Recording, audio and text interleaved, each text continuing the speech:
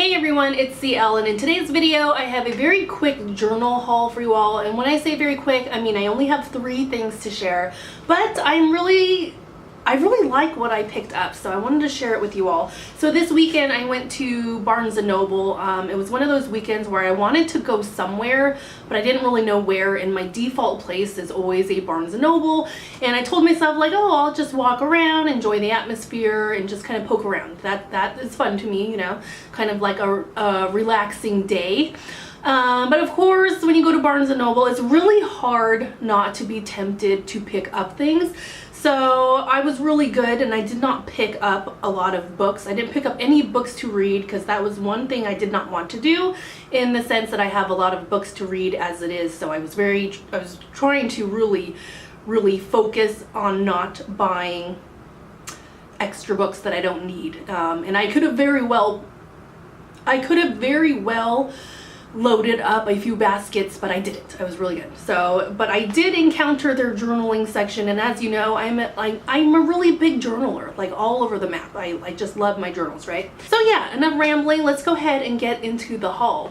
So the first one I want to share with you is this one I found here, which is called Q&A a Day, 365 Questions, 5 Years. So what this is a journal that is going to span 5 years, and what it is that every day you'll have a writing prompt, and it has a little section for you to respond to the prompt that day. So I'm just going to open this journal at random to just see what day it falls on, so I can give you an example of the kind of prompts that it has. So let's see here. Let's go to, I said at random, and I'm like looking for a particular month. Let's check out December. December is one of my favorite months. Alright, so on December 3rd, the writing prompt is, on a scale of 1 to 10, how happy are you? So for that day, when I look at this prompt, I would write a little blurb of how I'm feeling. And what I like about this journal, and let me just show you what it looks like. This is what the journal looks like. You see how it has like these little sections. So here's where I would put like 2017, so I know that my entry is for 2017, and then the following year when it comes around again, you do the next line down or the next section down, and so on and so forth. So what I like about this journal is that you can kind of see a progression of how you're feeling. For myself, like when I see on a scale of 1 to 10, how happy are you, I may feel one way this year. And then when it comes back around next year, I would be able to see, like, am I improving? Am I staying the same? What kind of thoughts are continuing to come in my mind? You know what I mean? So I like that it spans over 5 years. And if you keep up with it, you can see a progression, like what sort of things are coming into your mind, how you're feeling. And it's kind of like a way to reflect on yourself. Like, am I growing? Am I staying stagnant? You know what I mean? So when I was in Barnes & Noble, I really sat on this a little bit. When I say sat on it, when I buy things at Barnes & Noble, I will stay in a section for like 30 minutes just kind of thinking about it and deciding whether or not I really want something or if it would be beneficial. And I decided, yeah, I really liked this 5-year journal. So I'm gonna get into the routine of filling it out the same time every day, whether that's like filling it out every night or every morning. So the next thing that I picked up is a 2018 planner. Now, if you keep up with my videos, and if you don't, that's okay. I normally bullet journal, but this year I decided to pick up a 2017 planner because I was really tired of drawing a calendar in my bullet journal. Like, it was too time consuming, and I just didn't like that tedious aspect of it. So I purchased a planner to mainly have the calendar, and then in the little sections I would write down like the goals that I achieved for that day, and it worked out really well. So I really liked my planner that I had for 2017, and it's still 2017, but I decided to go ahead and get one for 2018 because I do want to start thinking about my 2018 goals. And of course, if you are familiar with planners, even though it says 2018, the first few beginning pages are still 2017, so you can kind of finish up 2017 and then go into 2018. And what I liked about this planner in particular, one, I like that it's affordable, and I like the layout. So not only does it have the calendars, which is mainly what I use planners for, but I like the layout of its sections. I'm not sure how well that's focusing, but the layout of this planner, how they lay out the week, is how I would lay out a bullet journal. So I kind of like that. But I like how each day has like a really long column, and for my purposes, I'm going to use this planner more so to try to achieve my goals that I set out for myself, because that's something that I'm really trying to focus on, because I have set so many goals for myself and it's been years and I still have yet to achieve those goals. So that is my main focus for 2017 and 2018, is to start achieving those goals, and that's what I will use this planner for. So it's not so much to list out my daily activities, but it's more mapping out my goal for the day. And another page that it has, this is what it looks like. It's like a grid, and this is one that I was actually really glad that I seen this in this planner. I had already bought it and I was like flipping through it all the way, and I was like, oh, I really like this idea. This is an idea that if I seen it on Pinterest, I would try to recreate it in my bullet journal. And since it's already laid out for me, it kind of takes that hard work that you would need to do in a bullet journal. It puts it already in the planner.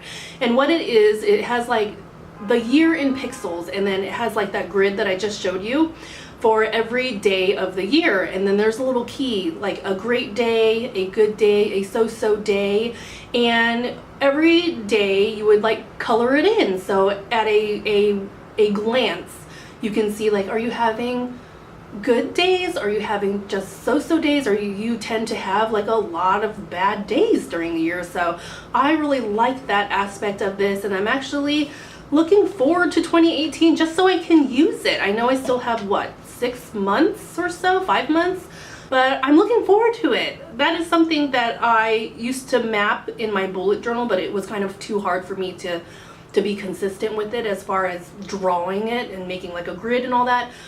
And on the very last few pages, they have little stickers like pay bills, volunteer, fundraiser deadline, report due. Since I do journal a lot and I watch a lot of journaling videos, one thing that they cover when it comes to like journals and planners, the one of the most popular planners out there is the Erin Condren planner, which I've looked into. I'm like, should I buy it? Because I like the videos everyone else is doing. I can see how it could be beneficial, but what I could not get over was just how expensive the Erin Condren planner is. Yes, you can get like a basic one for like $40, but you know, with all the bells and whistles, the more bells and whistles you want with that planner, isn't it like it gets a little bit more expensive? And maybe I'm wrong. I don't own one of those, and I only go off the videos that I peruse online, so I don't know if that's the case, but I did like how those Erin Condren planners would have those little extras, like the little extra stickers, the little extra slips of paper. And I feel that this journal here, even though it's a simple one from Barnes & Noble and it costs, let me see, how much it costs? $15. I think it was a really good deal, and it comes with a few little bells and whistles of its own. It has its own little stickers and little pockets and little slips, so I'm really happy with this 2018 planner that I got. So have I rambled enough yet? I feel like I'm rambling through this entire video, but that's okay. So the last journal that I got is one that I really sat there and was like, should I not? But in the end, I really wanted it. And it is this journal here, and it is called Like Mother, Like Daughter, a discovery journal for the two of us. And you all know that I have a 7-year-old daughter who I love to death. And when I see things like this, like a little journal that we both can utilize, I had to get it. Maybe I'm a little bit of a sucker, but I had to get it. So what this is that it's a journal that you, as the mom, you fill out along with your child. It doesn't matter how old your child is. They can be any age. You can either do it together or do it separately, but it has like little pages here that you would answer. So for example, I just flipped through one of the pages. This is a page we haven't reached yet, but this page here is 20 questions for my mother, and it says like, do you like your name, or is there a different name you wish you had?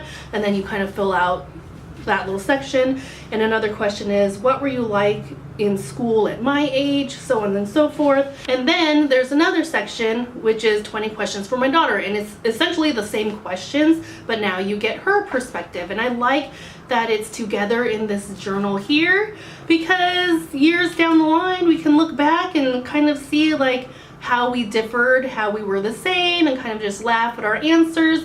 So we already started filling it out and we're already having a lot of fun with it. There was actually a lot like these, like the mother-daughter type journals, but in the end I settled on this one. This one I really liked. And one thing, I guess it's technically not a journal, but I thought it was really cool and I just want to really quickly share it in case you see it at your Barnes & Noble. In the journal section, they also had this little booklet that was like letters to yourself. I guess the idea is to like write a letter and then you put it in the booklet. It has like a section for you to keep your letter to yourself, and then I guess maybe years later you're supposed to read it again. I thought that was really cool, but I didn't buy it. But man, Barnes & Noble is tough because they always have really cool things that I can just have fun filling out, and you know how it is. And no, this video is not sponsored by Barnes & Noble, but I wish it was. If you're watching, Barnes & Noble representative, send me more coupons. Alright, so that is it for my very quick journal haul. If you are someone who journals, what was the last type of journal that you picked up? Was it a blank journal? Was it an exercise journal like these? Yeah, let me know down below in the comments. Other than that, thank you so much for watching, and I will see you again later.